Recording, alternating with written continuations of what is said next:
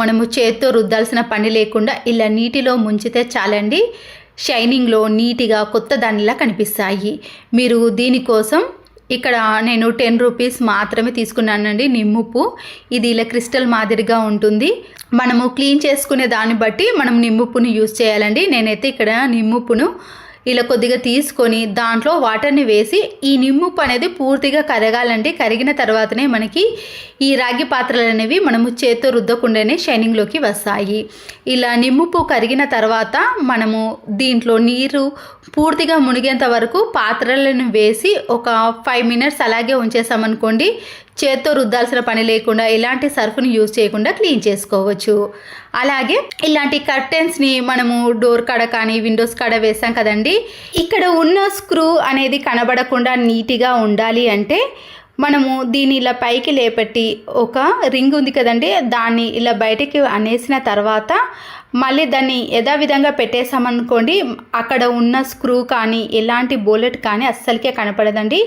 పూర్తిగా మనకి ఈ కర్టెన్ అనేదే ఉంటుంది. చూడడానికి కూడా చాలా నీట్గా ఉంటుందండి. ఇలాంటి స్క్రూ కనబడకుండా ఉండాలంటే నేను చూపించిన విధంగా కర్టెన్ని కొద్దిగా ఇలా బయటకు అనేసామనుకోండి, తర్వాత మనము ఈ రాడును పెట్టేసామనుకోండి, ఆ స్క్రూ అనేది కనబడకుండా నీట్గా ఉంటుంది.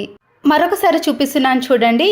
ఇలాంటి రింగ్స్ ఉంటాయి కదండి, మనము ఈ రాడుని ఇలా పైకి లేపెట్టి ఈ కట్టెని కొద్దిగా బయట వైపు అనేసి తర్వాత మనం ఆ రాడును అలాగే పెట్టేసామనుకోండి, ఈ రింగ్ అనేది ఇలా బయటకి కనబడకుండా నీట్గా ఉంటుంది. మన ఇంట్లో ఇలాంటి చిన్న చిన్న గుండు సూదులు కానీ, పిన్స్ కానీ, సింగిల్ కీస్ కానీ, మనము శారీ పెట్టుకునే పిన్స్ ఉంటాయి కదండి, వాటిని ఇలా విడివిడిగా పెట్టేసామనుకోండి, వెతికేటప్పుడు చాలా కష్టం అవుతుంది, తీసుకోవడం కూడా ఇబ్బందిగా ఉంటుంది కదండి. మనము వీటన్నిటినీ కూడా ఇలా అయస్కాంతానికి పెట్టేసామనుకోండి, మన టైం అనేది వేస్ట్ కాకుండా ఉంటుంది. ఎప్పుడు కావాలంటే అప్పుడు ఈజీగా తీసుకోవచ్చు. పిల్లలు పెట్టుకునే బాక్స్లో ఇలాంటి చిన్న చిన్న స్టిక్కర్లు వస్తాయి కదండి, మనము కింద పడ్డాయనుకో అన్నిటినీ మనము చేత్తో ఎంత టైం అంటే చాలా ఎక్కువ టైం తీసుకుంటుందండి. కానీ ఇలా గట్టిగా ఉన్న ఒక పేపర్ని తీసుకొని మనం దాంట్లో ఇలా చేత్తో అనేసామనుకోండి, ఎన్ని స్టిక్కర్లు అయినా సరేనండి కింద పడ్డవి చాలా ఈజీగా తీసుకోవచ్చు. హెయిర్ వేసుకునేటప్పుడు ఇలాంటి దువ్వెనలను యూజ్ చేస్తామండి. ఇంట్లో చాలామంది ఎక్కువగా ఉన్నప్పుడు కూడా ఇలా కోంబుతో దూసుకున్నప్పుడు కొంతమంది చాలా ఇబ్బంది పడుతూ ఉంటారు. అలాంటి వారికైతే టిప్ యూజ్ అవుతుందండి. ఎవరైతే కోంబును దూసుకోవాలనుకున్నప్పుడో అప్పుడు దానికి ముందుగా మనము ఒక టిష్యూ పేపర్ని ఇలా దువ్వెనకు పెట్టేసేయండి. ఆ తర్వాత మనం హెయిర్ దూసుకున్నాం అనుకోండి, దాంట్లో ఉండే హెయిర్ అంతా కూడా మనము చేత్తో తీయాల్సిన పని లేదండి. ఎంతమంది హెయిర్ దూసుకున్నా కూడా మనము ఇలా టిష్యూ పేపర్తో చాలా ఈజీగా తీసేయచ్చు. అంతేకాకుండా దువ్వెన కూడా చాలా నీట్గా డస్ట్ లేకుండా, ఒకరి దువ్వెనలు మరొకరు యూజ్ చేయకుండా కూడా మనము ఇలా వాడుకోవచ్చు. ఇంట్లో మెంబర్స్ ఎక్కువగా ఉన్నప్పుడు కానీ, లేదా మనము బయటకి ఎక్కడికైనా ఇలాంటి కోంబుస్ తీసుకెళ్ళినప్పుడు టిష్యూ పేపర్స్ని పెట్టేసామనుకోండి, చాలా నీట్గా ఉంటుంది. మనము ఇలాంటి ఏవైనా టిఫిన్ చేసినప్పుడు కానీ, రైస్ తిన్నప్పుడు చట్నీలు కానీ, టమాటా సాసులు కానీ ఇలా కింద పడిపోతాయండి. వాటిని క్లీన్ చేయాలంటే మళ్ళీ మనకి చాలా కష్టంగా అనిపిస్తుంది. అంతేకాకుండా క్లాత్తో క్లీన్ చేసామనుకోండి, క్లాత్ కూడా పాడే అవకాశం ఉంటుంది కదా. ఒక ప్లాస్టిక్ కవర్ని తీసుకొని దాంట్లో ఇలా షార్ప్గా ఉన్న సరాతం ఉంటుంది కదండి, దాన్ని పెట్టేసి కవర్ని మనం కొద్ది కొద్దిగా పైకి లాగుతూ ఇలా తీసేసామనుకోండి, కింద అసలుకి చట్నీ అనేది అస్సలకే ఉండదండి. ఎక్కడ పడ్డా కూడా చాలా నీట్గా ఉంటుంది. మళ్ళీ మనము చేయి పెట్టి క్లీన్ చేయాల్సిన పని కూడా అస్సలకే ఉండదు. క్లాత్ని కానీ మాప్ని తీసుకున్నారనుకోండి, మళ్ళీ దాన్ని క్లీన్ చేయాలి కదా. నచ్చితే తప్పకుండా లైక్ చేయండి. ఒక టూత్ బ్రష్ని తీసుకొని నైఫ్ని కొద్దిగా వేడి చేసి పైన ఉన్న బ్రష్ని కూడా తీసేయాలి. స్క్రబ్బర్ ఉంటుంది కదండి, ఆ స్క్రబ్బర్ని ఇలా టూత్ బ్రష్కి రౌండ్గా చుట్టేసి విడిపోకుండా ఉండటానికి ఒక రబ్బర్ బ్యాండ్ని గట్టిగా వేయండి. పిల్లల వాటర్ బాటిల్స్ కానీ, స్టోర్ నుంచి తెచ్చుకున్న ప్లాస్టిక్ బాటిల్స్ ఉంటాయి కదండి, వాటిని క్లీన్ చేయాలంటే మనము స్క్రబ్బర్తో క్లీన్ చేయలేము. ముందుగా వీటిలో కొద్దిగా విమ్ లిక్విడ్ని కానీ ఏదైనా సర్పును వేసి ఆ తర్వాత మనము స్క్రబ్బర్తో మనము కింది అడుగు భాగాన కూడా చాలా బాగా క్లీన్ చేసుకోవచ్చు. ఇలా క్లీన్ చేసినాక వాటర్తో శుభ్రం చేసుకొని చూడండి, వాటర్ బాటిల్ కింద అడుగు భాగాన కూడా చాలా నీట్గా కనబడుతుంది. బ్యాంగిల్స్ అన్నిటినీ కూడా ఇలా ఒక బాక్స్లో వేసుకున్నప్పుడు పండగలకి కానీ, ఫంక్షన్స్కి కానీ మనము ఎక్కడికైనా బయటకి వెళ్ళేటప్పుడు మ్యాచింగ్ బ్యాంగిల్స్ తీసుకోవాలంటే వెతకాల్సిన పని అయితే ఉంటుంది. అలా కాకుండా ఉండాలంటే ఇలా మ్యాచింగ్ బ్యాంగిల్స్ అన్నిటినీ కూడా ఒక పిన్తో మనము అన్నిటినీ పెట్టేసుకోవచ్చు. అయితే ఇలా ఎక్కువగా ఉన్న బ్యాంగిల్స్ని మనము పిన్తో సెట్ చేసుకోలేము కాబట్టి 2-3 డేస్ వరకు వాడిన మాస్కులు ఉంటాయి కదండి, అవి వేస్ట్ అని పడేసాం. కానీ పడేసే ముందు ఇలా సీజర్తో ఆ థ్రెడ్స్ని చివరి భాగాన కట్ చేసుకోవాలి. ఇప్పుడు పిన్నిస్తో మనము ఈ థ్రెడ్ యొక్క చివరి భాగాన పెట్టేసి దాంట్లో నుంచి ఇలా బ్యాంగిల్స్ని తీసి చివరి భాగాన మళ్ళీ పిన్నిని పెట్టేసామనుకోండి, ఎన్ని బ్యాంగిల్స్ అయినా మనము ఈ థ్రెడ్స్లో పెట్టేసుకోవచ్చండి. ఎన్ని డజన్లైనా పెట్టుకున్నా కూడా మనము ఈజీగా వెతకాల్సిన పని లేకుండా ఏ ఫంక్షన్కైనా హడావిడి లేకుండా ఈజీగా వేసుకోవచ్చు. మిగిలిపోయిన ఇంకొక థ్రెడ్ని తీసుకొని ఇలా మ్యాచింగ్ ఉన్న బ్యాంగిల్స్కి పెట్టేశానండి. చూసారు కదండి, ఈ థ్రెడ్ అనేది ఎలాస్టిక్ మాదిరిగా ఉంటుంది కాబట్టి మనము ఎన్ని డజన్లైనా ఈజీగా పెట్టుకోవచ్చు. ఛార్జింగ్ వైర్లు కానీ టేపులు కానీ ఇయర్ ఫోన్స్ వైర్లు ఉంటాయి కదండి, ఇలా చుట్టేసిన తర్వాత కూడా వైర్ అనేది బయటకి వచ్చేస్తుంది. మనము ఎక్కడికైనా బయటకి తీసుకెళ్లాలన్నా ఈ ఛార్జింగ్ వైర్ అనేది స్పేస్ ఎక్కువగా తీసుకుంటుంది కదా, ఇలా రౌండ్గా చుట్టేసిన తర్వాత ఫ్లక్కర్స్ ఉంటాయి కదండి, మనం యూజ్ చేయని ఫ్లక్కర్స్ అన్నిటిని కూడా ఇలా వైర్కి పెట్టేసి హ్యాండ్ బ్యాగ్లో కానీ మనము ఎక్కడికైనా బయటకు వెళ్ళినప్పుడు బ్యాగ్లో పెట్టుకోవడానికి కూడా చాలా అనుకూలంగా ఉంటుంది. మనము ఇలాంటి చిన్న బాండిని పెట్టుకొని ఆయిల్లో ఆవాలు జీలకర్ర ఇవన్నీ వేసి ఇలా పోపు పెట్టుకున్నప్పుడు ఆయిల్ అనేది ఇలా బయటకి చిందుతుందండి. దీనివల్ల మళ్ళీ మనము గ్యాస్ స్టవ్ని క్లీన్ చేయాల్సిన పని కూడా ఉంటుంది. ఎక్స్ట్రా పని లేకుండా ఉండాలంటే ఇలా పోపు పెట్టేటప్పుడు దానిపైన ఇలా ఒక మూతను బోర్లించామనుకోండి, ఆయిల్ అంతా కూడా ఈ క్యాప్ పైనే పడుతుంది. చూసారు కదండి, నేను ఇంతకుముందు క్యాప్ పెట్టలేను కాబట్టి ఆయిల్ అంతా కూడా ఇలా గ్యాస్ స్టవ్ పైన పడింది. తర్వాత మళ్ళీ మనం దీనిని క్లీన్ చేసుకోవాలంటే మరొక పని అనేది ఎక్స్ట్రాగా ఉంటుంది. ఇలా చిన్న బాండి పెట్టుకున్నప్పుడు ఈ టిప్ అనేది యూజ్ అవుతుంది. చీర కట్టుకోవడం రాని వాళ్ళకు మంచి టిప్ని చూపిస్తున్నానండి. ఇలా ఒక దువ్వెనను తీసుకొని ఇలా వీడియోలో చూపించిన మాదిరిగా పెట్టేసిన తర్వాత మనకి ఎంత కుచ్చులు ఏ సైజు కుచ్చులు రావాలనుకుంటే ఆ సైజు మాత్రమే తీసుకోవచ్చు. చాలా మందికి చీర కుచ్చులు పెద్ద సైజులో కాను చిన్న సైజులో తీసుకుంటారండి. ఇలా మీకు ఏ సైజులో కావాలన్నా కూడా ఇలా దువ్వెనను కరెక్ట్గా పెట్టేసి ఇలా వీడియోలో చూపించిన మాదిరిగా కుచ్చులను పెట్టేసుకోవాలి. కొత్తగా పెళ్ళైన వారు కానీ చీర కుచ్చులు రాని వారికి అయితే ఈ టిప్ అనేది చాలా బాగా యూజ్ అవుతుంది. ఇలా కరెక్ట్గా ఎన్ని కుచ్చులు కావాలంటే మనము అన్ని కుచ్చులను చేసుకోవచ్చు. అంతేకాకుండా చీర కట్టిన తర్వాత మనము కుచ్చులన్నీ కూడా ఎక్కడ మడతలు లేకుండా ఐరన్ చేసిన మాదిరిగా కుచ్చులు అనేవి కరెక్ట్గా రావాలంటే ఇలా దువ్వెన సహాయంతో కూడా ఈజీగా అనేవచ్చు. ఇలా చేయడం వలన చీర కట్టినప్పుడు చాలా నీట్గా కుచ్చులు కూడా చాలా అందంగా కనబడటమే కాకుండా ఇలా కట్టరాని వాళ్ళకు కూడా శారీని ఈజీగా కట్టేయవచ్చు. ప్రెషర్ కుక్కర్ యొక్క రబ్బర్లు కానీ లేదా మిక్సీ జార్ యొక్క రబ్బర్లు ఉంటాయి కదా, మనము ప్రతిరోజు ప్రెషర్ కుక్కర్ని క్లీన్ చేస్తాం కానీ ఇలా స్పెషల్గా టైం తీసుకొని మాత్రం ఈ గ్యాస్ కట్లను క్లీన్ చేయలేకపోతాము. ఇలా వీలు ఉన్నప్పుడు మనము ఒక ప్లేట్లోకి ఈ గ్యాస్ రబ్బర్లను వేసి గోరువెచ్చని వాటర్ని వేసిన తర్వాత కొద్దిగా వంట సోడాను మాత్రమే వేయండి, ఇంకేమీ అవసరం లేదండి. ఇలా వేసిన తర్వాత ఈ గ్యాస్ రబ్బర్లను మనము అటు ఇటు కదుపుతూ ఒక 2-3 మినిట్స్ పాటు అలాగే ఉంచేసేయండి. పాడైపోయిన ఒక బ్రష్ని తీసుకొని ఈ రబ్బర్ మధ్యలో కొద్దిగా గ్యాప్ ఉంది కదండి, ఇలా బ్రష్తో పూర్తిగా రబ్బర్ని తిప్పుతూ క్లీన్ చేసుకోవాలి. ఇలా క్లీన్ చేసుకుంటున్నప్పుడే మనకి వాటర్ కూడా పూర్తిగా చేంజ్ అయిపోయింది. చూసారు కదండి, దాంట్లో ఉండే డస్ట్ అనేది ఇలా వాటర్లోకి వచ్చిన తర్వాత ఈ వాటర్ని తీసేసి మరొకసారి ఫ్రెష్ వాటర్తో క్లీన్ చేసుకోవాలి. ప్రతిరోజు కాకపోయినా ఇలా అప్పుడప్పుడైనా ఈ గ్యాస్ రబ్బర్లను కానీ మిక్సీ రబ్బర్లను క్లీన్ చేసుకోండి. చూసారు కదండి, సింపుల్గా మనము చిటికెలో వీటిని క్లీన్ చేసుకోవచ్చు. వాష్రూమ్ డోర్స్ కానీ లేదా మెయిన్ డోర్స్ ఉంటాయి కదండి, ఇలా మరకలుగా తయారైనప్పుడు మనము వాషింగ్ మిషన్లో వేసే లిక్విడ్ని ఇలా ఒక క్లాత్ పైన వేసి మరకలుగా తయారైన ఈ వాష్రూమ్ డోర్ని ఇలా క్లీన్ చేసుకోవాలి. ఈ లిక్విడ్తో ఎలాంటి మరకలైనా ఈజీగా తొలగిపోతాయండి. చూసారు కదండి, ఇప్పుడు వాష్రూమ్ డోర్ కూడా చాలా నీట్గా క్లీన్గా కనబడుతుంది. ప్రతిరోజు మనము కుంకుమను పెట్టుకున్న తర్వాత కొద్దిసేపటికి అది పోతుందండి. కుంకుమను ఇలా పెట్టుకున్న కొద్దిసేపటికే రాలిపోతుందండి. ఇలా మనం పెట్టిన కుంకుమ అనేది రోజంతా కూడా ఉండాలి అంటే ఎక్కడైతే కుంకుమను పెట్టుకుంటామో ఆ ప్లేస్లో ఇలా వ్యాజ్లైన్ని కొద్దిగా అప్లై చేసి ఆ తర్వాత మనము ఇలా కుంకుమను పెట్టుకున్నామనుకోండి, రోజంతా కూడా కుంకుమ అనేది రాలిపోకుండా ఎంతసేపు ఉన్నా కూడా అలాగే ఉంటుంది. ఇలా పెట్టుకోవడం వల్ల కూడా కుంకుమ అనేది చాలా నీట్గా కనబడుతుందండి. ఈ వ్యాజ్లన్నీ అప్లై చేయడం వలన అక్కడ మచ్చ కానీ ర్యాషెస్ అనేవి రాకుండా ఉంటాయి. సరుకులు తీసుకున్నప్పుడు కానీ కూరగాయలు తీసుకున్నప్పుడు ఇలాంటి ప్లాస్టిక్ కవర్లు మనకి రోజులో ఎన్నో వస్తాయండి. డస్ట్ బిన్ ని క్లీన్ చేయడానికి కానీ ఇలాంటి చెత్త చాటను క్లీన్ చేయడానికి మనము రోజు వాడే స్క్రబ్బర్ని యూజ్ చేయకుండా ఇలా ప్లాస్టిక్ కవర్కి కొన్ని వాటర్ని వేసి సోప్తో క్లీన్ చేసామనుకోండి, స్క్రబ్బర్ అనేది మళ్ళీ క్లీన్ చేయాల్సిన పని ఉండదు. ఇలాంటి కవర్లు కూడా వేస్ట్ కాకుండా మనము ఇలా క్లీన్ చేసుకోవడానికి చాలా బాగా యూజ్ అవుతాయి. ఈ కవర్లను మనము చెత్త చాటకే కాకుండా సింకును క్లీన్ చేసుకోవడానికి కూడా యూజ్ అవుతుంది. నేను ఈ కవర్ని క్లీన్ చేసుకొని గిన్నెలు క్లీన్ చేసేటప్పుడు సింకులో వేస్టేజ్ అంతా పడుతుంది కదండి, దాన్నంతా కూడా ఈ కవర్లో వేసుకోవడానికి కూడా ఇలా యూజ్ చేసుకోవచ్చు. దీనివల్ల సింకు కూడా ఎప్పుడు చూసినా కూడా చాలా నీట్గా కనబడుతుంది.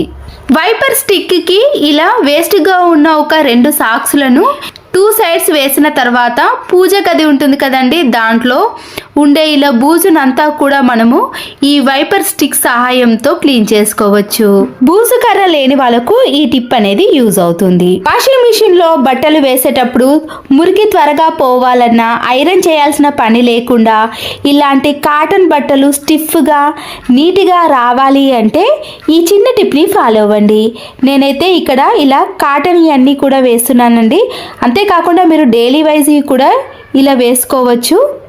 ఇక్కడ నేను బెడ్షీట్స్ని, అలాగే ప్రతిరోజు వేసుకునే పిల్లల స్కూల్ యూనిఫామ్స్, టవాల్స్, షర్ట్స్ ఏవైనా సరేనండి అన్నీ వేసి కూడా మీకు ఇక్కడ చూపిస్తున్నాను. కాటన్స్ అయితే ఇంకా స్టిఫ్గా వస్తాయి. ఇవి కూడా మిగతాయి వేసామనుకోండి, ఐరన్ చేయాల్సిన పని ఉండదు, మురికి కూడా ఈజీగా తొలగిపోతుంది. చూసారు కదండి, ఇలా వైట్ కలర్లో ఉన్న షర్ట్స్ని వేసాక మీకు వాషింగ్ మిషన్ పూర్తిగా కంప్లీట్ అయిన తర్వాత చూపిస్తాను. వాషింగ్ మిషన్లో వేసే ఏ లిక్విడ్ అయినా సరేనండి, నేను ఇక్కడ సర్ఫ్ ఎక్సెల్ లిక్విడ్ని వేసాను. ఆ తర్వాత దీంట్లోనే కొంచెం కంఫర్ట్ని కూడా వేసుకోవాలి. ఇది కార్న్ ఫ్లోర్ పిండి అండి, అన్ని కిరాణం స్టోర్లో అవైలబుల్గా ఉంటుంది. ఈ పిండితో మనము ఇలా బట్టలకు గంజి వేసామనుకోండి, బట్టలు అనేవి చాలా స్టిఫ్గా నీట్గా ఉంటాయి. అయితే ఈ పిండిని డైరెక్ట్గా వేయకుండా ఏదైనా ఒక బౌల్లో కొన్ని వాటర్ని వేసి ఈ పిండిని ముద్దలు లేకుండా కలుపుకోవాలి. ఈ వాటర్ని డైరెక్ట్గా ఇలా బట్టలలోనైనా లేదా మనము లిక్విడ్ వేసిన దాంట్లోనైనా వేసేయచ్చు. ఇప్పుడు వాషింగ్ మిషన్ని మనము డైలీ వాష్లో పెట్టినా కానీ, కొంతమంది కూల్ వాటర్ హాట్ వాటర్ని వాడతారండి, అలా పెట్టినా సరేనండి. ఇక్కడ నేనైతే డైలీ వాష్లో పెట్టేశానండి. కంప్లీట్ అయిపోయిన తర్వాత మీకు బట్టలు అనేవి ఎలా ఉన్నాయో చూపిస్తాను, చూడండి. చూస్తున్నారు కదండి, కాటన్ బట్టలు అనేవి ఎక్కడ ముడతలు లేకుండా, ఐరన్ చేయాల్సిన పని లేకుండా ఇలా నీట్గా స్టిఫ్గా ఉంటాయండి. ఇలాంటి థిక్ కలర్స్ వేసినా కూడా రంగు అనేది వెలిసిపోకుండా, అంతే కదండి, మనము ఎలాంటి బట్టలలోనైనా ఇలా కొద్దిగా పిండిని వేసామనుకోండి, బట్టలు అనేవి ముడతలు లేకుండా చాలా నీట్గా స్టిఫ్గా, మురికి కూడా లేకుండా ఉంటాయి. ఇక్కడ నేను పిల్లో కవర్లు, బెడ్షీట్స్ అన్ని వేసాను కదండి. చూస్తున్నారు కదండి, ఎలాంటి బట్టలైనా చాలా నీట్గా వస్తాయి. 2 పాడైపోయిన బ్రష్లు ఉంటాయి కదండి, వాటిని ఇలా రివర్స్లో పెట్టేసి పై వైపున రబ్బర్ బ్యాండ్ను గట్టిగా ముడివేసుకోవాలి. మనం ఇవి కింద పట్టుకోవడానికి కంఫర్ట్గా ఉండాలండి, లూజ్గా ఉండకూడదు. బ్రష్ అయితే ఇలా టైట్గా ఉన్న బ్రష్ని తీసుకొని కిచెన్ సింక్ హోల్లో ఇలా మురికిగా తయారైనప్పుడు కొద్దిగా దీనిపైన లిక్విడ్ని కానీ సోప్ని కానీ వేసి ఈ కిచెన్ సింక్ హోల్ మొత్తాన్ని కూడా ఈ బ్రష్తో క్లీన్ చేసుకున్నాం అనుకోండి, ఎంత జిడ్డు పట్టిన మురికినైనా సరేనండి ఇలా సింపుల్గా క్లీన్ చేసుకోవచ్చు. చూడండి ఎంత నీట్గా క్లీన్గా తయారైందో. మరొక యూస్ఫుల్ టిప్, వాటర్ బాటిల్స్ కానీ గాజు సీసాలు ఉంటాయి కదండి, దీని లోపల కింది భాగాన మనము చేతి పెట్టి స్క్రబ్బర్తో క్లీన్ చేయలేకపోతాం కదా, దీంట్లో లిక్విడ్ని వేసి ఇంతకుముందు ప్రిపేర్ చేసుకున్న బ్రష్తో క్లీన్ చేసుకున్నాం అనుకోండి, అడుగు భాగాన కూడా చాలా నీట్గా క్లీన్గా తయారవుతుంది. మరొక యూస్ఫుల్ టిప్, ఇంట్లో తినేటప్పుడు ఎప్పుడైనా ఇలాంటి చట్నీస్ కానీ కిసాన్ జామ్ కానీ సాసులు ఉంటాయి కదండి, కింద పడ్డప్పుడు మనము క్లాత్తో క్లీన్ చేసామనుకోండి, దానికి నూనె మరకలు కానీ లేదా అదంతా కూడా క్లాత్ చుట్టూ కూడా అవుతుంది. అలా కాకుండా ఒక టిష్యూ పేపర్ని తీసుకొని ఇలా ఈజీగా క్లీన్ చేసుకున్నాం అనుకోండి, ఫ్లోర్ పైన ఆయిల్ మరకలు కానీ లేదా అస్సలకి ఏ మరక కూడా కనిపించదండి, అంత నీట్గా తయారవుతుంది. మరొక యూస్ఫుల్ టిప్, సీజర్ అనేది ఇలా ప్లాస్టిక్ కవర్ని కానీ లేదా పేపర్స్ని ఏదైనా ఇలా కట్ చేయాలన్నప్పుడు షార్ప్నెస్ అనేది పూర్తిగా తగ్గిపోతుందండి. మళ్ళీ దీన్ని పదును పెట్టాలంటే చాలామంది సాల్ట్తో పదును పెడతారు, కానీ సాల్ట్తో కాకుండా కొద్దిగా కోల్గేట్ పేస్ట్ని ఈ సీజర్ పైన రెండు వైపులా కూడా అప్లై చేసి చేత్తో కానీ ఏదైనా క్లాత్తో కానీ బాగా రఫ్ చేయాలండి. ఇలా చేయటం వలన మళ్ళీ ఈ సీజర్ అనేది కొత్త దానిలా షార్ప్నెస్లోకి వస్తుంది. అప్పుడు మనము ఎన్ని పేపర్లు కానీ లేదా క్లాత్ని కానీ ఏది కట్ చేసినా కూడా చాలా ఈజీగా కట్ అయిపోతుంది. కిచెన్ సింక్లో కానీ వాష్ బేసన్లో ఇలా వాటర్ బ్లాకేజ్ సమస్య ఏర్పడింది అనుకోండి, వాటర్ బాటిల్ ఉంటుంది కదండి, ముందటి భాగాన్ని మాత్రమే ఇలా కట్ చేసుకొని ఈ హోల్ మధ్యలో పెట్టేసి ఒక 2-3 టైమ్స్ పాటు ఇలా కిందికి మీదికి అనడం కానీ లేదా పైన క్యాప్ను మూసేసి ఒక 2 మినిట్స్ పాటు అలాగే ఉంచేసామనుకోండి, దానిలోకి గాలి వెళ్ళదు కాబట్టి అప్పుడు వాటర్ బ్లాకేజ్ సమస్య అనేది పూర్తిగా పోతుంది, వాటర్ అనేది ఈజీగా వెళ్ళిపోతాయి. మరొక యూస్ఫుల్ టిప్ని కూడా చూడండి, నచ్చితే ఒక లైక్ చేయండి. మనము ఏదైనా వుడ్కి కానీ వాల్కి మేకును కొట్టేటప్పుడు మనము డైరెక్ట్గా చేత్తో పట్టుకొని కొట్టకుండా హెయిర్కి పెట్టుకునే సైడ్ పిన్నిస్లు ఉంటాయి కదండి, ఒక సైడ్ పిన్నిస్ని తీసుకొని ఇలా చివరి భాగాన మధ్యలో కానీ పెట్టేసి అప్పుడు ఇలా పట్టుకొని మనము వుడ్కి కానీ వాల్కి కొట్టేసామనుకోండి, మన చేతికి తగలకుండా ఉంటుంది. మేకు అనేది ప్రతిసారి జారిపోకుండా ఇలా ఈజీగా వాల్కి కానీ వుడ్కి కానీ మేకును బిగించవచ్చు. నచ్చితే లైక్ చేయండి. మరొక useful hand wash liquid bottle కానీ షాంపూ బాటిల్స్ని మనము బయటకి బ్యాగ్లో పెట్టుకొని ఎక్కడికైనా తీసుకెళ్లాలన్నప్పుడు ఇలా బట్టల క్లిప్ని పెట్టేసి తీసుకెళ్ళామనుకోండి, ఒక్క చుక్క కూడా బ్యాగ్లో పడకుండా నీట్గా ఉంటుంది. పెన్ కంటే పెన్సిల్ని తీసుకోవడం చాలా బెటర్ అండి. అయితే పెన్సిల్ అనేది ఇలా షార్ప్గా ఉండాలి. ఇలా షార్ప్గా చేసుకునే పెన్సిల్ని తీసుకొని మన ఇంట్లో ఉండే టేప్ కానీ కలర్ టేప్స్ ఉంటాయి కదండి, ఏ టేపునైనా సరేనండి, దాన్ని ముందుగా మనము గుర్తుపట్టాలంటే టైం పడుతుంది కదా, ఇలా పెన్సిల్తో బాగా అప్లై చేసామనుకోండి, ఎక్కడైతే ఇలా గరుకుగా అనిపిస్తుందో ఆ ప్లేస్లో ప్లాస్టర్ అనేది స్టార్ట్ అవుతుంది. దీని సహాయంతో మనము ప్లాస్టర్ని ఈజీగా తీసుకోవచ్చు. ప్లాస్టర్ని మనము దేనికైనా ఇలా వేసినప్పుడు సీజర్ కానీ నైఫ్ కానీ ఏది అవసరం లేదండి. ఈ టైంలో పెన్నును తీసుకొని ఇలా మధ్యలో గట్టిగా ప్రెస్ చేసామనుకోండి, ప్లాస్టర్ అనేది ఈజీగా కట్ అవుతుంది. ఒకవేళ మీ దగ్గర సీజర్ కానీ నైఫ్ లేనప్పుడు ఈ టిప్ అనేది యూజ్ అవుతుంది. అయిపోయిన కోల్గేట్ పేస్టులు వేస్ట్ అని పడేసాం, కానీ వీటిని కట్ చేసి యూజ్ చేసుకున్నాం అనుకోండి, ఇంట్లోకి ఒక విధాలుగా కాదండి పలు రకాలుగా వీటిని క్లీన్ చేసుకోవడానికి యూజ్ అవుతాయి. ఒక బౌల్లో కొన్ని వాటర్ని వేసుకున్నాక కట్ చేసుకునే పేస్ట్ ఉంది కదండి, దాని అంతటిని కూడా ఈ వాటర్లో పూర్తిగా కలిపేసేయండి. పేస్ట్ ఎక్కువగా ఉంటే కొన్ని వాటర్ని యాడ్ చేసి పూర్తిగా కలుపుకున్న తర్వాత వీటిలో ఇంకా ఏ లిక్విడ్ని కానీ దేన్ని కూడా కలపాల్సిన పని లేదండి. దీంట్లో ఒక క్లాత్ను ఇలా తడిపేసిన తర్వాత మన ఇంట్లో డ్రెస్సింగ్ టేబుల్ అద్దాలు కానీ మామూలుగా వాషింగ్ ఏరియాలో ఉండే అద్దాలు ఏ అద్దాలైనా సరేనండి, వాటిపైన సోప్ మరకలు పడి వాటర్ మరకలు పడి జిడ్డుగా తయారవుతుంది కదా, అలాంటి వాటిపైన కూడా ఇలా క్లాత్ను వేసి క్లీన్ చేసుకున్నాం అనుకోండి, ఆ మరకలు అనేవి చాలా సింపుల్గా తొలగిపోయి అద్దం అనేది చాలా నీట్గా కనబడుతుంది. అద్దాన్నే కాకుండా ఈ క్లాత్ పైన కోల్గేట్ వాటర్ని కొద్దిగా వేసి ట్యాప్స్ ఉంది కదండి, ఆ ట్యాప్ని కూడా క్లీన్ చేసుకున్నాను. మరకలు అనేవి చాలా ఈజీగా తొలగిపోయాయండి. కోల్గేట్ పేస్ట్తో క్లీన్ చేసుకున్నారనుకోండి, మంచి షైనింగ్లోకి కూడా వస్తాయి. అద్దం చూసారు కదండి ఎంత నీట్గా కనబడుతుందో. అదే వాటర్లో మరొకసారి ఇలా క్లాత్ను తడిపేసి ఫ్రిడ్జ్ పైన కూడా ఎంత డస్ట్ పడిందో దాన్ని కూడా ఇలా కోల్గేట్ వాటర్లో తడిపేసి క్లాత్తో క్లీన్ చేసుకున్నారనుకోండి, చాలా నీట్గా అవుతుంది. అయితే ఫ్రిడ్జ్ క్లీన్ చేసేటప్పుడు మాత్రం స్విచ్ని ఆఫ్ చేసి క్లీన్ చేసుకోవాలండి. ఇప్పుడు ఫ్రిడ్జ్ డోర్ని మొత్తాన్ని కూడా క్లీన్ చేసుకుంటున్నానండి. ఇలా 3 వైపులా కూడా మనము ఫ్రిడ్జ్ మొత్తాన్ని క్లీన్ చేసుకున్నాం అనుకోండి, చాలా నీట్గా కనబడుతుంది. ఇలా క్లీన్ చేసుకున్నారనుకోండి, ఫ్రిడ్జ్ అనేది మళ్ళీ కొత్త దానిలా కనిపిస్తుందండి, అంత నీట్గా తయారవుతుంది. అలాగే మరొకసారి వాటర్లో తడిపేసి స్లైడింగ్ డోర్లు కానీ విండో డోర్స్ ఉంటాయి కదండి, వాటిని కూడా నేను దీంతోటే క్లీన్ చేసుకుంటాను. చాలా నీట్గా అనిపిస్తాయండి. మీరు ఎన్నో రకాల లిక్విడ్తో యూజ్ చేశారు, కానీ అలాంటి వాటికంటే ఇలా పడేసే కోల్గేట్ పేస్ట్తో క్లీన్ చేసుకొని చూడండి, ఇల్లంతా కూడా చాలా నీట్గా క్లీన్గా కనిపిస్తుంది.